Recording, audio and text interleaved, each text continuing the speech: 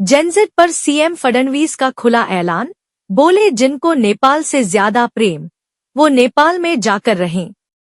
एक media house के conclave में महाराष्ट्र के मुख्यमंत्री देवेंद्र फडणवीस ने कांग्रेस नेता राहुल गांधी के वोट चोरी और जेनज़ेड संबंधी बयानों पर तीखा हमला बोलते हुए अपनी बात रखी है।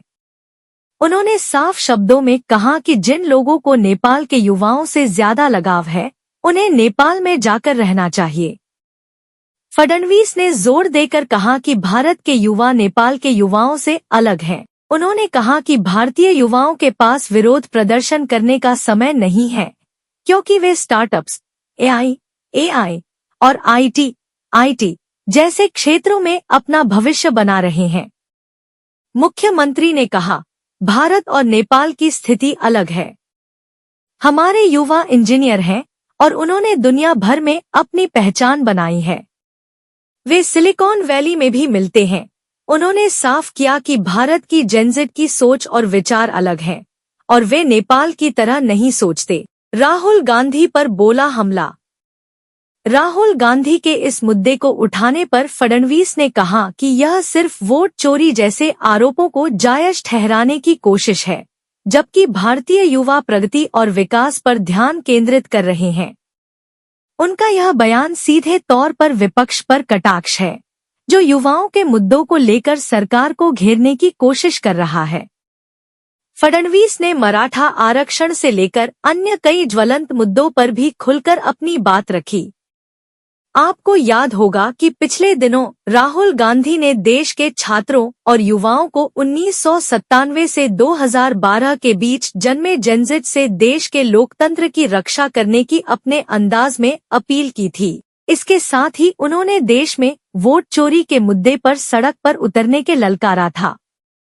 इसी बात पर महाराष्ट्र के मुख्यमंत्री ने नेपाल और भारत के बीच ऐतिहासिक संबंधों को स्वीकार करते हुए अपनी बात रखी। साथ ही कहा कि आज दोनों पड़ोसी बहुत अलग अलग दिख रहे हैं। क्योंकि बार बार चर्चा हो रही है आंदोलन की, तो राहुल गांधी और जो ऑपोजिशन है वो जेन जी प्रोटेस्टर्स की बात कर रहे हैं कि हिंदुस्तान में भी शायद जेन जी यूनाइट होकर के कुछ करेंगे बड़ा। देखो, जिनको नेपाल से इतना प्रेम है वो जाके नेपाल में रहे।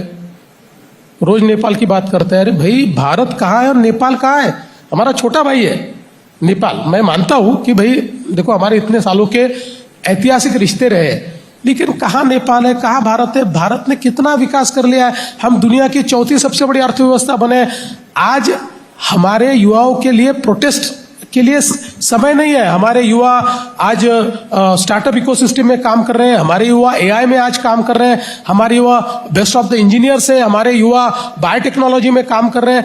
हमारे युवाओं ने दुनिया को व्यापित कर लिया है। सिलिकॉन वैली चले जाइए तो हमारे युवा है। तो मैं ये मानता हूं कि हमारी जेनजी जो है ना, इसका विचार ही अलग है। हमारी जेनजी ये कोई नेपाल की तरह कोई मतलब विचार करके काम करने वाली जेनजी नहीं है। और इसलिए राहुल गांधी को जो लगता है कि उन्होंने झूठ बोलकर देख लिया, सारे हथकंडे लगाकर देख लिए, अब राहुल गांधी एक प्रकार से हतप्रभ है और इसलिए उनको लगता है कोई तो आएगा, कोई तो इस सरकार के खिलाफ कुछ करेगा, कोई तो इस सरकार को हटाएगा। तो अब उनको ऐसा लगता है कि जेनजी को मैं अपील करूंगा, लेकिन जेनजी के लिए, इस भारत के जेनजी के लिए राहुल गांधी की अहमियत क्या है, ये मैं नेशनल टीवी पे नहीं बोलना चाहता। लेकिन जेनजी दो प्रकार के हैं और महाराष्ट्र में हम देख रहे हैं कि दो प्रकार के जेनजी दिखाई देते हैं। एक जेनजी जिनकी तस्वीर दिखाई हमने, उनके समर्थक जो आए थे यहाँ पर मुंबई में आए थे, और जिस तरीके की तस्वीरें हमने उस वक्त देखी थी, हाईकोर्ट को इंटरवीन करना पड़ा, उनको कहना पड़ा उसके बारे में।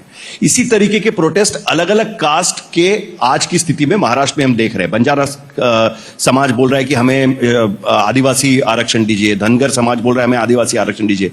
तो ये जिसे कहते हैं ना, पैंडोराज बॉक्स खुल गया एक तरीके से। एक आपने प्रॉब्लम सॉल्व किया, उसके बाद दूसरा इशू यहां पर खड़ा हो रहा है।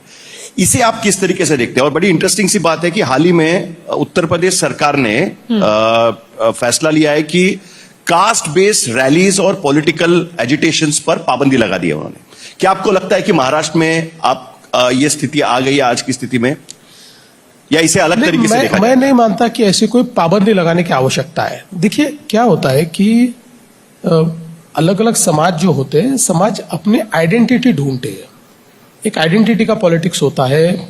हमारे समाज को कितनी अहमियत मिलती है, ये एक विषय होता है। किसी एक समाज के बारे में आप जब फैसला करते हो तो अन्य समाजों को भी ये लगता है कि भाई क्या सरकार हमारे लिए भी इतनी सीरियस है, क्या हमको भी इतनी तवज्जो दी जा रही है। तो ये कोई भी इसमें से मांग आज आई हुई नहीं है। ये 30 सालों से, 40 सालों से, 50 सालों से मांगे चल रही है। इसमें कुछ जगह पर कॉन्स्टिट्यूशनल प्रॉब्लम्स है, कुछ जगह पर लीगल उसमें इम्पेडिमेंट्स है। लेकिन चूंकि समाज की एक मानसिकता होती है, समाज की कुछ आवश्यकताएं होती है और समाज की कुछ मांगे होती है, तो मैं ऐसा मानता हूं कि उसको एड्रेस किया जाना चाहिए।